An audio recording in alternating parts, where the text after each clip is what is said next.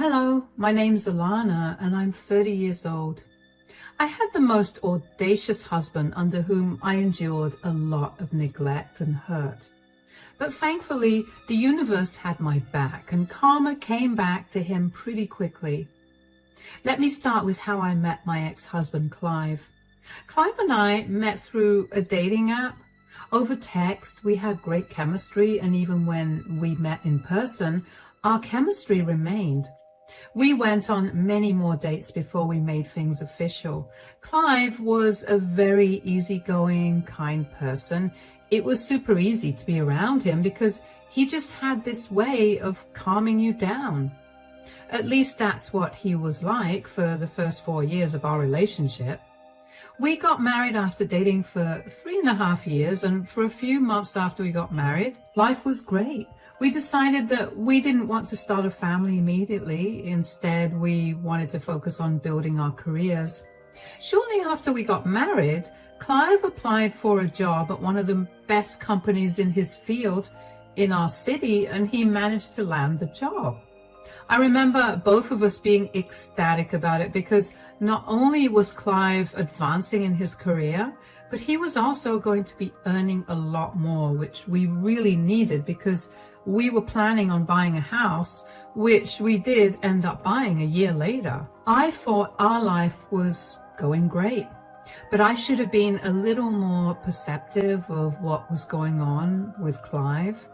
He began to get really withdrawn and he stopped spending as much time with me. He refused any actions of affection, and when I finally took proper notice of his unusual behavior, I confronted him about it and he simply brushed it off. I figured that Clive was really stressed with work, so I did my best to be as accommodating as possible. I took over a lot more of the housework so Clive could rest up, and I also pulled extra hours at work so that Clive didn't feel too burdened to earn as much as he did. I made sure that I cooked only meals that he liked. And I would put effort into how I looked as well, because I knew he liked it when I got dolled up. I would plan dates for us, and I would find many different ways to make him see that I cared about him and I wanted the best for him. Even so, I noticed that Clive was barely grateful for it. I was beginning to feel really depressed about it because it felt like my relationship was falling apart. I tried on many occasions to get him to tell me what was going on with him, but every single time it would end with us arguing, and eventually it got to a point where even the most normal of conversations would turn into an argument. And I was beginning to dread being around Clive. Even then, I knew that I still loved him and I wanted this phase of our relationship to get done with. And then one day, Clive came back home from work and told me that he had to tell me something. I need to talk to you about something. Yeah? What's wrong? So we had a meeting at work today and our company's trying to expand, so I'm going to be going on a lot of trips because of it. Oh, is this a permanent responsibility or a temporary one? Are they going to be giving you a pay raise or some benefits? Why does that matter? It's part of my responsibility now. It does matter though. We were just discussing that we wanted to start a family since we're doing well financially. If you keep traveling, that will be impossible. I don't want to be pregnant when you're not around, and I don't want to raise a child without you here either. Why do you always have to go against me? Why can't you ever just be happy for me? I am happy for you. I just need some clarity so we can adjust our goals. Why are you getting so defensive? Are you hiding something from me? Hiding? You think I'm lying about this new responsibility of mine? I didn't say that, but since you did just now, are you? Why would I lie about that? You were the one who brought it up. I don't think that at all. Good, you better not think I'm lying because I'm not. Look, I'm not happy about this either, but I'm literally working for the best company in my field. We're living comfortably thanks to my job here, and if I don't do my work, I could get fired. I get that. I'm just asking you how long this is going to go on. A year? 2 years? Are there literally any benefits to this? Like maybe a promotion? There's none of that. It's just become part of my responsibility now and I have to do it. Isn't that unfair and odd? Whatever it is, it's helping us pay the bill, so we shouldn't be complaining about it. I mean, I guess you're right. Are you seriously not upset with the increase in workload and no benefits from it? No, I'm actually happy because I get to build a few more skills. That way, maybe I can move on to a better job in another place. Another place, like moving to a different state? Because if that's the case, you're going to have to do some serious rethinking. I told you since we met, I'm not going to move away from my family. We'll figure all that out later. For now, you just need to know that I'll be traveling a lot and you're going to be alone. All right, if you think this is the right path for you, who am I to shoot you down? I couldn't wrap my head around why Clive was being so defensive. I had no problem with him traveling for work, but I couldn't help but wonder why he suddenly had to take on more responsibility when those responsibilities were not being compensated. Even if they were, I couldn't help but wonder if Clive was hiding things from me. If he was, why did he feel the need to do that? It wasn't like I was going to stop him or take his money away from him. This was all that went on in my mind over the next few months as Clive began to travel extensively for work. He would be away for a maximum of 2 weeks, but sometimes it was only a few days. I never got any information about where he was traveling or when he'd be back. I was beyond baffled. I saw no reason for him to be so secretive, and no amount of confronting him got me answers. I tried my best to talk to him about why it was important for us to communicate, but he would always shut me down and tell me that he was tired from work. That was his go-to excuse whenever I needed to get out of a conversation, which, believe it or not, he even began using on his days off. I felt even more powerless at this point. If I thought my life was pathetic before, now, it was downright miserable. I did my best to go above what I was doing before. Being alone at home for so long made me feel so lonely, so I figured that Clive was probably feeling that too. In hindsight, I do realize that I wanted to feel so secure in our relationship that I began to project my feelings onto Clive, who, as you'll find out, is a man who's incapable of being a good partner. Anyway, I learned to find patterns in Clive's business trips. I figured since he wasn't going to give me the dates and times himself, I would have to do my own research to figure it out and greet him when he arrived. I figured out how to access Clive's business email, and I got onto his work calendar where I could see all the trips he had scheduled.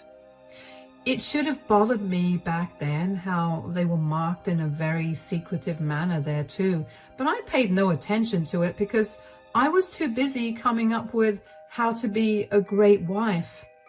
Obviously, it irked Clive that I was able to figure out when he would arrive, but he still sat down and ate the food I made for him. Other than that, we barely spoke. One day, after Clive returned from a 2-week trip, I greeted him happily at the door. I decided to talk to him about his behavior because I was nearing my wit's end yet again. I couldn't keep going like this, so I tried to approach the subject as carefully as possible. Welcome back from your trip. Yeah, don't bother with that. What? What do you mean? I'm just trying to welcome you back home. I missed you. Didn't you miss me? Yeah, I just mean that there's no need to be so mushy. If I'm not mushy with you, who else would I be mushy with? Look, I've had a long week and I would really like some time to myself. Sure. but I need to talk to you about something. I've been noticing this for a while, and I've been hoping that you'd come and talk to me about this naturally, but since you haven't, can you stop rambling? Just get to the point. Yeah, this is exactly what I wanted to talk about. Why are you so rude and impatient? Before you started traveling for your job, you were nice and calm, and now you're always up in arms about everything I do. Is something bothering you? Alana, I'm just exhausted, okay? I've seen what your exhausted looks like, and believe me, this isn't it. I know there's something you're not telling me, so could you just tell me already? It's getting really hard to deal with your rudeness. There's nothing bothering me. I'm just really tired, and I would love to go to sleep right now. Don't you care about our marriage? We haven't had a proper conversation in I can't even remember how long, because that's how long it's been. Every time you come back home, you rush to sleep, and then you spend the rest of your days here working extra hours or meeting up with your friends. Do you not care about me at all? My God, do you ever shut up? Is that what you really want? For me to not speak at all? That isn't what I want. I just want you to be a little more understanding of the fact that I have a lot going on with work, and I would like some time to myself. Why am I always supposed to be understanding? Why can't you understand what I'm going through? I'm alone all the time. And when you finally come home, I'm also alone. I just want to have a normal conversation with you without you being rude and turning it into a fight. We could have normal conversations if you just stop being a nag and a pushover who constantly needs to shove herself on me the second I come back home from a long trip. Is that what you see me as? Do you even love me, if that's how you see me? I'm trying to express my love and care for you. I'm sorry that I've been smothering you. Can you not be so emotional? I didn't mean it like that. No, save it. I think I understand what my position is in your life. If you want to sleep so badly, go ahead. I'll be in the guest bedroom. Clive had always had a way with words. He knew just how to make me feel better when I was sad, and so he also knew how to tear me down when I was feeling good. I was tired of always trying and never getting a response back. I dialed back on my shows of affection because I saw no point in it anymore. And that did not mean I stopped it completely. I still tried my best to be a good partner. Every evening after Clive's shift, I would call him to ask him if he'd be coming home so I could prepare dinner accordingly. But one particular day, he wasn't answering his phone. I tried to contact him many times over 5 hours and still heard nothing from him, not even a text. I was beginning to panic, and just as I had worked up the nerve to call the police and report him as missing, Clive came back home. In relief and anger, I ended up yelling at him. Why weren't you answering your phone? I was worried sick about where you were. Do you know how late it is? I just had a tough day at work, and I don't want to come back home to screaming. Look, I'm sorry for yelling a little, but you have to understand I was freaking out. Why didn't you answer your phone? If you were in no mood to talk, you could have at least just shot me a text telling me you'd be late. I'm home and I'm safe. Is that not enough for you? Yeah, I guess. I'll reheat dinner for you. Just let me know if you're going to be late tomorrow too, so I can prepare dinner accordingly. You won't have to do that. What? Why? Are you going out with your colleagues for dinner? No, I'm going on a trip with my secretary. What? Why? Or what about the rest of your team? Wow, do I really have to spell this out for you? It's a trip only for the two of us. I've been saving up for months so I could take her on this trip. I'll be back in 2 weeks. Are you shamelessly telling me that you're having an affair with your secretary? Oh, good. You understand what I was saying. What is wrong with you? How could you just tell me this like it's no big deal? Because it's not a big deal. A lot of men my age have affair partners. Surely this isn't news to you? Yeah, and all those men are disgusting. I never expected this out of you. How long have you been seeing this woman? I don't know why this is any of your business, but I've been seeing her for a little over a year now. Oh, wow. You've been cheating on me for a year, and you still let me believe that our relationship was worth saving. You saw how much effort I was putting into reviving our spark, and you just let me do all that even when you knew that I was never going to get you back. How heartless are you? There's no need to be so dramatic. You just don't satisfy me like you used to, so I looked out for somebody else. If this satisfies you at all, you'll always be the woman I love the most. Candace is young, but she will never have what you and I had. It's a shame that you got annoying, really. Excuse me? Are you hearing how insane you sound? I'm not insane. You're just being too emotional to see reality for what it is. Men get bored of their wives eventually, and they find pleasure in other women. This is how the world works. You need to get on board with this. I can't even look at your face right now. You're a disgusting person. You'll get over it soon. I'll be back in 2 weeks, and I'll be arriving at night, so make sure dinner is ready by then. Do me a favor and never come back. I couldn't care less about your stupid dinner.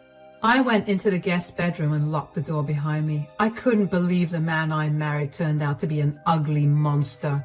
How could he so casually tell me that he was cheating on me with his secretary? Was I really of no worth to him? Did my efforts do nothing for him? All the time that I had spent crying because of how inadequate and useless I felt as his wife was unnecessary because he had made up his mind. I was worthless to him, so he moved on to someone younger and better. I cried the entire night and I fell asleep only after Clive left the next morning for his trip. When I finally woke up in the afternoon, I felt horrible. I couldn't believe what my life had become, so I called my best friend, who rushed over as soon as she could to support me. She helped me pack all my things up, and I moved in with her temporarily. She was my shoulder to cry on for the rest of the day, and I couldn't have been more grateful for her. The next day, she asked me if I'd be okay with going outside for a walk and then a coffee with some of our mutual friends. I figured I could use some company because being alone with my thoughts was not fun at all. At the coffee shop, at some point, I needed to get myself an extra napkin, so while I was waiting at the counter, someone tapped me on my shoulder. I turned around and found an oddly familiar man. Hi, excuse me, are you by any chance Clive Morrison's wife? Yes, I am. Why? I'm his boss, Heath. I happen to recognize you from the photograph that Clive has on his desk. How are you? Oh, it's nice to meet you. I'm doing good. What about you? I'm great. The hospital you were at must have done some miracle to get you healed so fast. I'm sorry? What do you mean by the hospital I was in? I heard that you were in a serious condition at the hospital. Were you not? I haven't been admitted to a hospital in my entire life. How in the world did you get that information? Well, that's what Clive told me because he requested 2 weeks off. What is he up to if not tending to you? Ah, I was wondering how he managed to get off from work. He's not taking care of me. He's on a romantic trip with his secretary. Candace is with him? What? Oh, did you not know? They've been seeing each other for over a year now. What? Oh, that would explain a lot. So, have you ever been too sick to do anything? Because Clive's taken off a lot of times in the last year, and so has Candace. I haven't been sick. I can assure you that Clive has never been home once to help me out. Oh, wow. I mean, now that I think about it, I feel so stupid for not thinking that something was off with the way that both of them kept taking off days together. If you don't mind me asking, when did you find out about this relationship of theirs, and are you still with Clive, or are you divorced? I only found out about his affair 2 days ago, when he came home late from work and decided that was an appropriate time to tell me that he was going on a trip with his secretary. I haven't even had the chance to deal with my emotions, but I will be filing for a divorce tomorrow. Oh my God, I'm so sorry that Clive treated you this way. Not only has he broken several company policies, but he's also treated you beyond disgustingly. I mean, I guess that's what I deserve for putting up with his crappy behavior for years. No, you do not deserve any of this. Look, I will look into what I can do about his job position at the company, but as someone who's had to divorce their cheating spouse, believe me, you need to do that as quickly as possible. Yeah, I will. Thank you. No, thank you for bringing Clive's affair to light, and take care of yourself. And if you find yourself in a tough spot, I'm sure I could find a position for you at my company. Here's my card. Feel free to call whenever you need to. Thank you so much. I'll definitely give you a ring if I need it. At that time, I couldn't wrap my head around the fact that I just happened to run into Clive's boss like that. Because when I think about it right now, the odds of that happening truly are slim to none. At that time, I was just more shocked that Clive's boss was unaware of the affair that was going on under his nose. It made me feel a sick kind of happiness, knowing that I had possibly ruined Clive's life. I also didn't expect to get offered a position at the company that Clive worked at, and if I'm being honest, at that time, I didn't think to take it. Anyway, I waited and waited to hear word from Clive about the loss of his job, but after waiting a whole week, I heard nothing. I decided to forget about that and focus on getting through the divorce. I found a great divorce attorney in my area, and I explained my situation to him, and he told me that since I didn't have much concrete proof of the affair, it would be a little hard to fight if Clive chose to contest the divorce. I was not too worried about that, because if I considered how he'd been treating me for years, I knew that I meant nothing to him, and he was definitely waiting for me to initiate the divorce. Clive got served the divorce papers a day after he arrived back in town. He barely blinked as he signed the papers. He didn't even call me to check if the divorce was legitimate.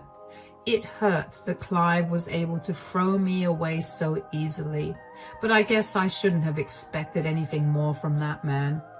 It took a few months for the divorce to get finalized, and only after a day of it getting finalized, I received a call from Clive. I was just beginning to enjoy myself and my newfound freedom, so to see his name pop up on my phone after months of no contact was jarring. Even though I knew it would be best to decline the call and block his number, I was too curious to hear what he had to say, so I picked up the call. Yes, what do you want? What have you done? What are you talking about? How did you even get in contact with my boss? Did you snoop through my things? No, he happened to recognize me when I was out with my friends at a restaurant. He was surprised to see me doing well since I was supposed to be in the hospital. So you just told him the truth? Why didn't you cover for me? There has got to be a limit to your delusions. Why in the world would I cover for you when you're actively cheating on me right now? You have no idea of the damage that you've caused. I lost my job because of you. I didn't do anything, Clive. You were the one who violated company policies by dating your coworker. This is on you. It's not even just that. I've taken out a loan against my 401k, and now I have only 60 days to repay it. First of all, that is not my problem. Secondly, why did you even take out a loan against a 401k? That's just bad financial decision making. Candace is pregnant. She doesn't have the kind of money to afford a child, and I had used my 401k to buy us an apartment. I haven't worked long enough at the company to get my share of what the company put into the 401k. So I'm not going to be getting anything, and I'll be paying out of my own savings, which I don't think will last too long because it'll get really hard for me to find another job. Do you realize what you've done to me? I literally didn't do anything to you. I didn't even approach your boss. He was the one who found me, and when he asked me questions, I simply told him what I knew. What were you even going to do with a new apartment and baby? Were you going to leave me like you did on your trip? That was a problem for future me. Looks like the future happened faster than you expected. Do you really not feel for me at all? Don't you love me? My love for you died the day you cheated on me. I dealt with all your crappy treatment for years because I loved you. I supported everything you did, even if I didn't agree with it. You repaid me by finding another woman because I was too boring for you. This is the consequence of your actions. Good luck. Bye. The sheer audacity that Clive had to call me and tell me that I was the reason for his downfall was astounding to me. Also, I was beyond glad that I got out of that relationship in time. I didn't want to be stuck paying any of Clive's loans. I was also really grateful that Heath waited until the divorce was finalized to fire Clive. After Clive's call that day, I rang Heath up and told him about what Clive had said. I also thanked him for waiting until the divorce was finalized. Heath told me that he needed that time to gather evidence of Clive and Candace's relationship as well, so it was no trouble. He told me that there was a position for me open in the company, so if I wanted it, he could conduct an interview with me and I could get the position. He was willing to pay double what I was earning at the company I was working for, so of course I took him up on it. I ended up landing the job with ease, and now I'm living more than comfortably. I found a cute yet spacious flat in a prime area, and I bought it without hesitation to symbolize my new beginning in life. As for Clive, he ended up managing to pay off half the loan he took out and is struggling to find a way to pay off the rest of it. Candace ended up leaving him for a wealthier man, and apparently she's planning to cut off Clive's custody of their child. Clive's family was disgusted by his actions and refused to help him out. His parents were only helping out a little bit financially, but were adamant about not helping him out with his loan. They called me to apologize for his behavior, and I felt really bad that they had more heart to be apologetic than Clive was for his actions. I only know of all of this because Clive would keep texting me updates every week or so. In his head, I was still the villain. He was trying to guilt trip me into taking him back by telling me all about how I ruined his life. Well, if there's anything he should have learned in the many years we were together, it's that if I have my heart set on something, there's nothing that will change my mind. It was one thing for Clive to cheat on me, but for him to so openly tell me about it with no remorse and treat me like I was nothing to him only made him seem like a monster in my mind. I didn't want anything more to do with that man. It's been a few months since I got my new job, and let me tell you, I am loving it. I've managed to make a lot of new friends, and a lot of Clive's colleagues have told me that he was a pain to work with because he was always running in and out of the office with Candace. They had no solid proof of the affair, but everyone knew that's what was happening. They apologized for not taking action earlier, and of course, they were not to blame at all. I'm much happier now than I ever was when I was married to Clive. So I can't wait to see what the future holds for me.